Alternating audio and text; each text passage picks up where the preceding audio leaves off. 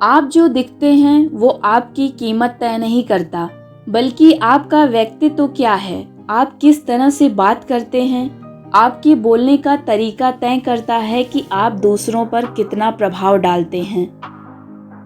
यह कहानी एक राजा की है। राजा का दरबार लगा हुआ था। तभी अचानक वहां एक खिलौने वाला आया और अपने साथ ढेर सारे सुंदर सुंदर खिलौने लेकर आया। खिलौने वाला दावा कर रहा था कि उसके पास कुछ ऐसे खिलौने हैं जो राजा ने भी कभी नहीं देखे होंगे। उसकी बात सुनकर राजा हंसने लगे।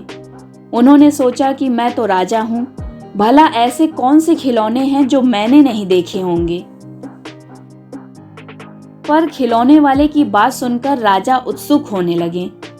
वो देखना चाहते थे कि आखिर कौन से खिलौने हैं जिसके लिए वो दावा कर रहा है कि मैंने ऐसे खिलौने नहीं देखे होंगे। उस व्यक्ति ने अपने खिलौनों का पिटारा खोला और उसमें से 3 पुतले बाहर निकाले। वो तीनों ही पुतले देखने में बिल्कुल एक जैसे थे। उनमें कोई भी फर्क नहीं दिखाई दे रहा था। लेकिन खिलौने वाले ने कहा कि महाराज, ये पुतले बेशक से एक जैसे दिख रहे हैं, पर इनकी कीमत एक जैसी नहीं है। इनकी कीमतों में बहुत अंतर है।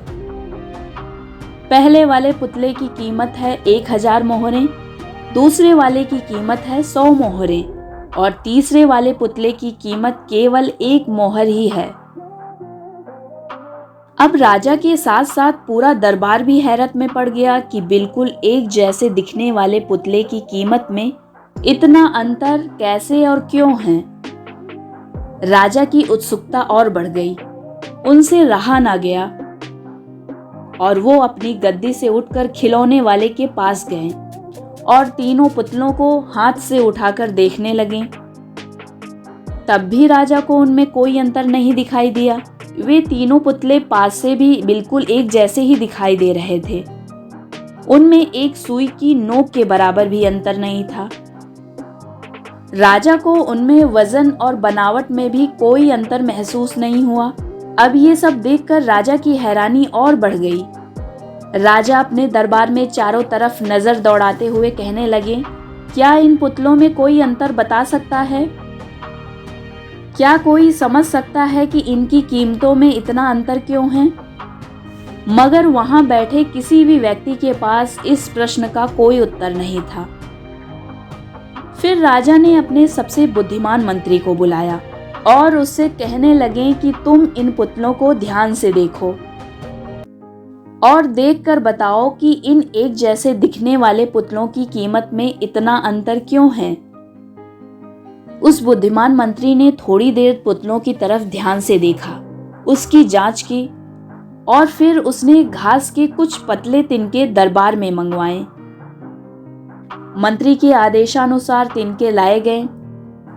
जब मंत्री ने पहले पुतले के कान में वो तिनका डाला तो तिनका कान में से जाकर अंदर पेट में चला गया और उसके कुछ देर बाद उसका मुंह चलने लगा और थोड़ी देर बाद बंद हो गया। जब दूसरे पुतले के कान में तिनका डाला तो तिनका एक कान से अंदर गया और दूसरे कान से बाहर निकल गया। और जब तीसरे पुतले के कान में तिनका डाला तो तिनका कान से अंदर जाते ही पुतले का मुंह जोर जोर से चलने लगा और लगातार चलता ही रहा। वह बुद्धिमान मंत्री पुतलों को देखकर मुस्कुराने लगा और राजा की तरफ देखते हुए बोला, महाराज, मैं तो समझ गया कि इन पुतलों में क्या अंतर है। अगर आपका आदेश हो तो मैं आपको भी इनमें फर्क समझा सकता हूँ।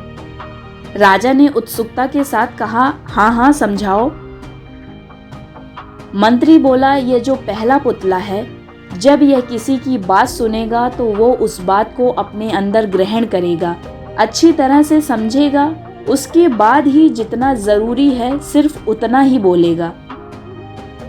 ऐसे लोग बहुत ही संवेदनशील, समझदार और परिपक्व बुद्धि के होते हैं। दूसरा जो पुतला है उसके एक कान में से तिनका गया और दूसरे कान से बाहर निकल गया। ये वो लोग होते हैं जिनको किसी की किसी बात से कोई मतलब नहीं होता। एक कान से किसी की बात को सुनते हैं और दूसरे कान से बाहर निकाल देते हैं। अपनी मस्ती के साथ जीते हैं। इनसे चाहे किसी ने कितनी भी खास बात क्यों ना कही हो, इनके जीवन में उसका कोई महत्व नहीं होता। पर तीसरे वो लोग होते हैं जिन्होंने किसी की बात को सुना नहीं कि तुरंत बोलना शुरू कर देते हैं, सबके सामने बिना सोचे समझे। तो अगर हम भी चाहते हैं कि हमारी कीमत हो, हमारा प्रभाव दूसरों पर अच्छा ही पड़े, तो हमें समझदार बनना पड़ेगा। कहीं से कुछ भी सुनने के बाद उसे यूं ही तीसरे के सामने बोलने से पहले उस बात को समझना होगा और जिसके सामने जितना ज़रूरी है केवल उतना ही बोलें। समय के साथ जब हमारी बुद्धि परिपक्व होती है, तब धीरे धीरे ये गुण भी हम में आ जाता है।